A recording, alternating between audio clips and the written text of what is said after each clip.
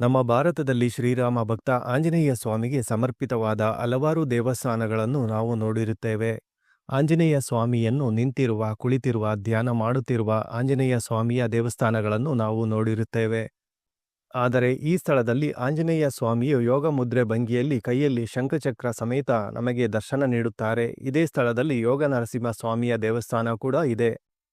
ಈ ದೇವಸ್ಥಾನ ಇರೋದು ಪಕ್ಕದ ರಾಜ್ಯ ತಮಿಳುನಾಡಿನ ಘಟಿಕಾಚಲ ಅಥವಾ ಶೋಲಿಂಗರ್ ಅನ್ನುವ ಸ್ಥಳದಲ್ಲಿ. ನಮ್ಮ ಕರ್ನಾಟಕದಿಂದ ಹೋಗಬೇಕು ಅಂದರೆ ಬೆಂಗಳೂರಿಂದ ತಿರುತ್ತಣಿ ಹೋಗಬೇಕು. ಅಲ್ಲಿಂದ ನಾವು ಶೋಲಿಂಗರ್ ಹೋಗಬೇಕು. ತಿರುತ್ತಣಿಯಿಂದ ಶೋಲಿಂಗರ್ 27 ಕಿಲೋಮೀಟರ್ ಆಗುತ್ತೆ. 1.25 ಗಂಟೆ ಜರ್ನಿ ಆಗುತ್ತೆ ಬಸ್ಸಲ್ಲಿ. ನಾವು ಈ ದೇವಸ್ಥಾನಕ್ಕೆ ಈ ರೀತಿನೂ ಪ್ಲಾನ್ ಮಾಡ್ಕೋಬಹುದು. ತಿರುಪತಿ ಹೋದಾಗ ತಿಮ್ಮಪ್ಪನ ದರ್ಶನ ಎಲ್ಲ ಆದಮೇಲೆ ಹೋಗಿ ಬರಬಹುದು. ತಿರುಪತಿಯಿಂದ ತಿರುತ್ತಣಿ 70 ಕಿಲೋಮೀಟರ್ ಆಗುತ್ತೆ. 1.5 ಗಂಟೆ ಜರ್ನಿ ಆಗುತ್ತೆ ಬಸ್ಸಲ್ಲಿ. ತಿರುತ್ತಣಿ ಹೋಗಬೇಕು ಅಂದರೆ ಬಸ್ಗಳು ಪ್ಲಾಟ್ಫಾರಮ್ 5ರಲ್ಲಿ ಸಿಗ್ತವೆ. ಕಾಂಚೀಪುರಂ ಹೋಗುವಂಥ ಎಲ್ಲ ಬಸ್ಗಳು ತಿರುತ್ತಣಿ ಹೋಗೋದು. ಆ ಬಸ್ ಹತ್ತಿದ್ರೆ ನಾವು ತಿರುತ್ತಣಿಯಲ್ಲಿ ಇಳ್ಕೊಂಡು ನಾವು ಶೋಲಿಂಗರ್ ಹೋಗ್ಬೋದು.